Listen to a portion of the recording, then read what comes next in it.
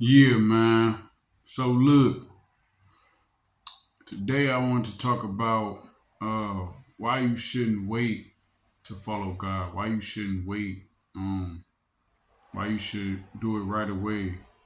Because you gotta think long term. Think long term. You gotta think about it. I'm 27 years old, so I know a lot of people probably looking like, dang. I know my grandma. I know my grandparents be talking about God and church and all that.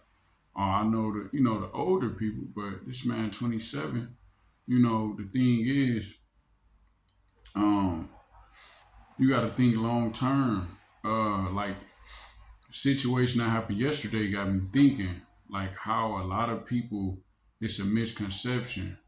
They think that I don't know if they have like a retirement plan. You know how people be thugging and trying to get fast money and gang and selling this whoop de whoop and all that. Is there a retirement plan? Is there a long term plan for that? Stuff like that? Because the risks that come with it is just like overwhelming, is too much. Like, you just think about it. So the dude was doing like a chase, high speed chase or whatnot, running from the police. He had like a sedan, like a '05 or something like that.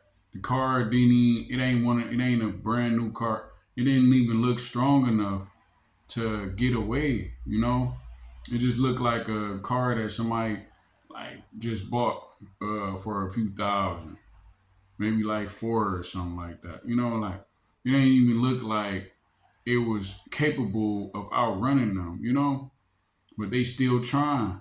It just made me think like, what are these people into, and what they got going on that they feel the need to go and chase? Like I'm talking about, they just doing anything to get away, anything, you know. And it's funny. On my way, I actually was headed towards uh up in the numbers towards the direction they end up going after they almost hit me. And then I saw them. They actually crashed. They crashed into somebody head on collision. They was making a left. They was making a left. They crashed. I'm reading the whole situation. I look down the block. The next side street, I see a police car with its doors open. You know what they did? They crashed in the middle of the intersection, the main street, busy street. They crashed. And then they hopped out and started running. And now we riding past. We can see people sitting on the ground, little kids. Somebody, it was a white SUV. They crashed into a head-on collision. The same exact car that almost hit me. So it's just like these people. It was the same day. I was riding past because I was heading in that direction. I was heading in that direction, and I'm like, "Oh, that's the car, y'all. That's the car that almost hit me." I never saw the people. They had some tents. I never saw. 9 times out of 10, it was some young, like teenagers. Our city is known for uh, stealing cars and high speed chases and all this. Like, bro, it be majority of the time it be some teenagers or something like that. So, um, it's just like, what are y'all doing that y'all have to feel like y'all gotta do anything to get away? What y'all got in the car? Do y'all got warrants? You know what I mean? Are y'all a habitual offender? You know, what y'all got? What y'all got in there? What y'all got going on? What's your occupation? What's your MO? You know what I mean? Because like I can't live like that. I can't live like that. If they get behind me, I'm like, oh, okay. I don't got much to worry. What's the word? They gonna give me a citation or something. I ain't finna be. Oh yeah, let me get away. High speed check. I can't live like that. Because it's not worth it. Feel me? Cause you don't get away, you finna go sit down, boy. I'm talking about 5 years plus probation, another 5 years, 10 years if you already had priors. So it's just like, is it really worth it? You know what I mean? Like, is it really worth it? You gotta really analyze and see, like, Cause just imagine, you get jammed up for them 5 years, you come back out, you on parole, you on probation. They looking at you like, what you finna do? Or I'm finna get a job and stay out the way. Like, you could have did that before you went in there. You know what I mean? So you had to go sit down these five, and you on probation, parole, all these years just to come back out and get a job and get out the way. You know what I mean? Oh yeah, I'm finna go to school and whoop de whoop. You know what I'm saying?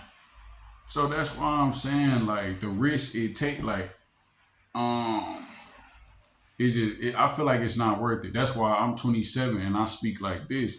That's why I try to spread like a different message to the youth, because I know I'm a role model now. I'm 27, so it's people that's 10 years younger than me, and they coming up, they looking around like, oh, what can I do to? Oh, I need fast money. I need fast money. Oh yeah, let's go get these cars. Oh yeah, you know what I mean? Like, hold on, slow down, slow down. You know what I mean? Cause you don't want to slow down, they gonna slow you down. Feel me?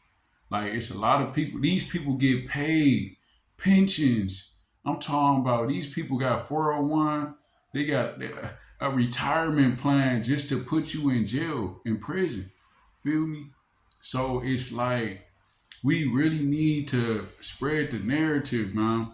And I know we can't, control everybody, but we got to start somewhere. You feel me?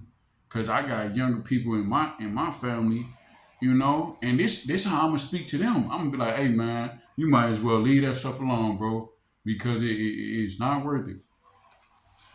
Cause, like, I sat down, for 11 months. I had some misdemeanors or whatnot, but it's just like, why you gotta we don't gotta go through all that, bro. It's not worth it. Feel me? And it's like, this video is about why you shouldn't wait to follow God, because God, He wants you to not have to worry about that stuff, not have to look over your shoulder. Oh, is this dude coming for my life? If you pushing peace and positivity, and if you staying out the way and you on your purpose, you taking care of your responsibilities, you praying, you know what I mean? You repenting. God gonna protect you. He gonna watch over you. You don't gotta worry about that. You feel me? If you doing all that and you following the commandments, you ain't gonna have to worry about, oh, if the police get behind me, man, I ain't gonna never see the light of day again because I got warrants and oh, woo wop the woo wop the wham. Like, it's not even funny, because a lot of people live their life like that, bro. A lot of people live their life like that, bro. So that's why a lot of people need to, man, we need to open that Bible now. You know what I mean? Even teenagers, we need to do that now. 20-year-olds, you know what I mean? Younger people. Y'all need to see the examples that we setting, you know what I mean? And we need to keep on trying, because it's just like, we can reach a lot of people. We can reach a lot of people that's younger, that's older, all that,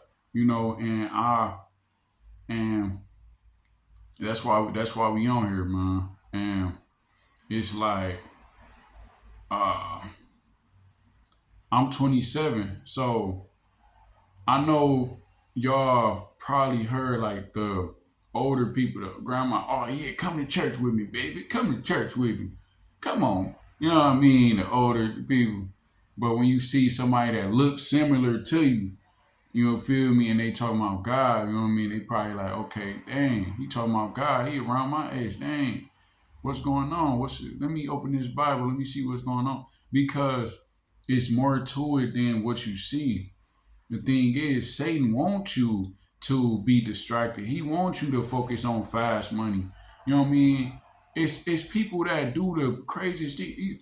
They rob a bank. When I was locked up, I ran into somebody. He said he went in there The guy was young, man. He was young. He was like 18 or something. He said he went in and with a piece of paper, a note, and tried to rob the bank. They caught him. Why would you do something risky like that when you finna have to sit down for all this time? I'm talking about they giving you big boy numbers for that. You know what I mean? It is if you got priors and all type of stuff, they don't give you more, but you still finna do some time. I'm talking about they finna sit you down. And you just did all that for and you're not even gonna be able to spend the money. You're not gonna be able to spend $1 of the money. They gonna take all that. They gonna freeze your accounts, all that restitution. Feel me?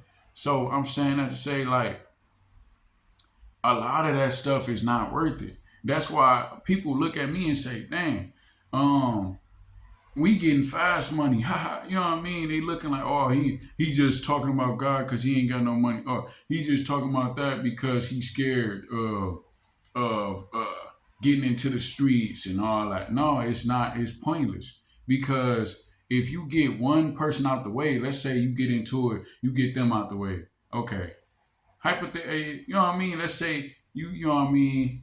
You let, or let me rephrase, you uh like win a fight or something, then you prove to them that you tough enough and all that, and then they like, okay, you know what I mean? Then you regain your position all around that block, that area.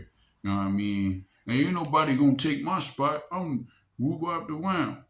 So now it's always gonna be somebody else that come and test you. It's always gonna be another person that pop out of nowhere. Like, dang, I just proved myself to this dude over there. But dude right here, he tested me. You know what I mean? It's a never ending cycle. So it's pointless to live like that. And then let's say you on that type of time, you like, oh, I can't let this person disrespect me. You try to get them out the way.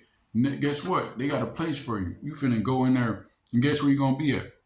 Around people that the same type of people, the same energy. Now you locked up physically around these people. Now the same type of people that's talking crazy, that's disrespecting, all that. Now you locked in the cage with all males, men, all like I'm telling you, bro, it's not worth it. That's why I got up out of the way because it's a never ending cycle. Satan wants you to oh, what you looking at? Like a random person. Now you feuding. Now you beefing. Now you, oh, I got guns. And now you doing all this extra stuff. And you finna get jammed up. Now they finna start watching you mess around, get locked up. Now you stuck around the same exact people that you was just trying to get out the way. And guess what? The world is still, it still move. Like everybody that's locked up, they sitting in there watching the news, like, dang, this going on, that's going on. You see what I'm saying? So that's why we just gotta humble ourselves and realize we only one person and get out the way, stay out the way. You know what I mean, don't even worry about what them people got going on. Like, oh, I need the fast money. I see what they got. I want this. I want that. Like, be patient. That's where patience come in because it's not always about how things look. Everything is deceiving, you know. So don't wait to follow God. Do it today. You know what I mean? Repent today. Pray to Him today. Open that Bible today because it's not worth it. A lot of those people feel like, oh, I'm about to just get this fast money for now and then I'm gonna follow God. Oh, I'm about to just hustle for now and then, but it's not a guarantee. Anything can happen. It's not a guarantee. I'm just letting y'all know, man. And another thing was when I was locked up, we used to do Bible study in there. So like me and a couple other inmates, we had like a Bible study or whatnot. So it was this one guy, he was kind of cool. And then my fellow, I forgot his name. Oh, I think his name was Dre. Yeah, they call him Dre. He'd be like leading the Bible study. He was cool. So he was trying to explain to the guy a few things, and then the guy was just getting so irritated. He just didn't understand something. He said what this mean? He said I'm talking about this. Like he didn't even make sense. But I was basically trying to let him know, like, bro, um, it's translated into English so you can understand it. I don't know what he I didn't even really understand what he was getting frustrated about. But then he just came out and said, he was like, y'all not gonna do that when y'all get back out. Y'all not finna follow the Bible or something. Like that's when I really separated from the dude. Like, okay, you know what I mean? That's your opinion. He one of those people that think people get jammed up and then that's when they follow God. People get locked up, that's when they switch their life around. I'm pretty sure that happens, but that's not the case, bro. That's not the case, bro. I all these videos, I'm not in jail. I'm not in prison, bro. You know what I'm saying? That's not the case. So, but that does happen. So I'm saying that to say, um, don't wait until you get in a jam and say, Lord, please help me with these charges. Please help me with these cases. I know it sound kind of funny, but it's not a joke because people really do that. They really get in there. They looking at 5, 10 years. They looking at more time than that. They start praying like, Lord, you feel me? And God, he mess around with sending you signs already, sending you videos like this, sending you messages already to sit down prior to you getting jammed up. You're not gonna be able to just whoop, oh the doors of the jail just pop open because you start praying. It's not gonna happen like that. It don't work like that, you know. So I'm saying like, don't wait till you get in those type of situations. Don't wait till the police get behind you and you got all this stuff on you. You like, oh, you know what I mean? Lord, you feel me?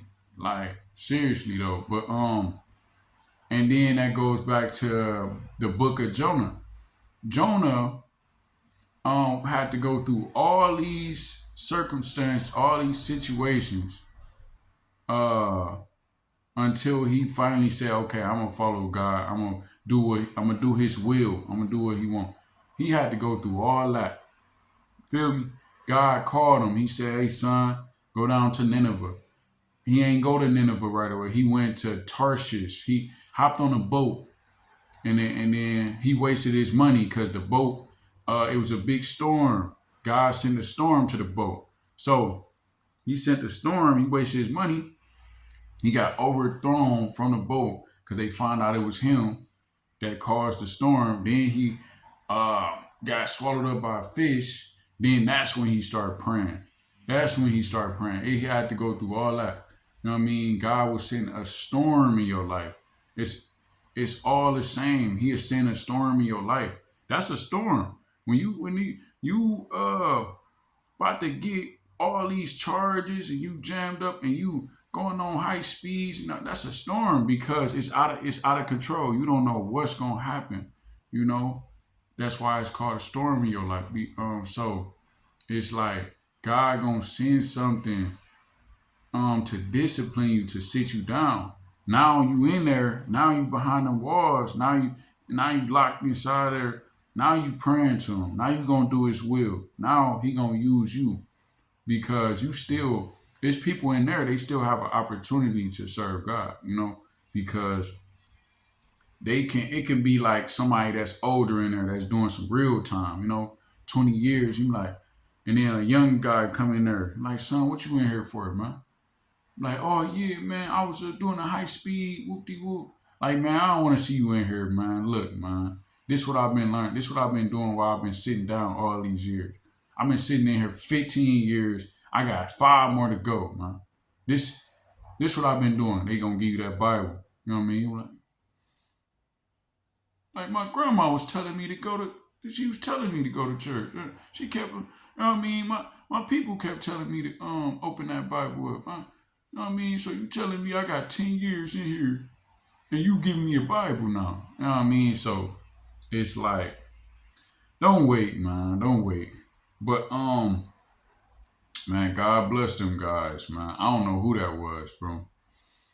I don't know who that was, but it's just unfortunate that they have to go through that. Just imagine the amount of stress, the amount of duress, the amount of just like, man, bro, I can only imagine. Like I sat down for 11 months. I had some misdemeanors, man.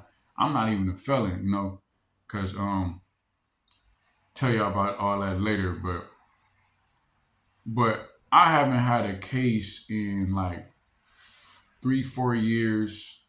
Um, yeah, it's been a long time. I ain't have no cases, no nothing, man. And God is good. No.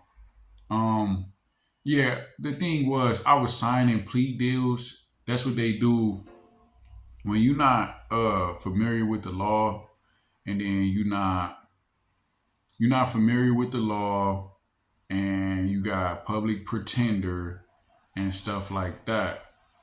They will um like trick you, not trick you, but they will convince you to sign a plea deal, and just to get out of it quicker, or just to get it over with. And I was doing like work release and stuff like that. So but I ended up getting it, you know. So I wasn't even really tripping, man. But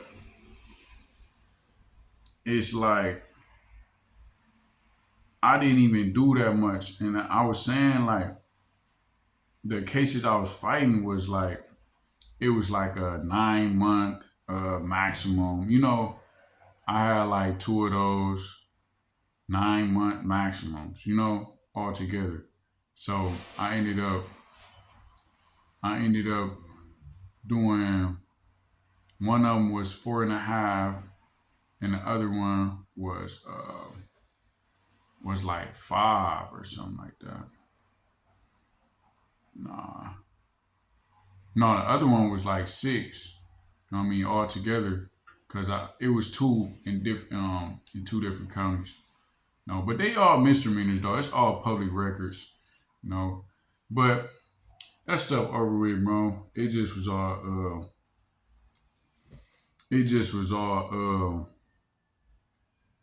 like misdemeanors or whatnot. Like I said.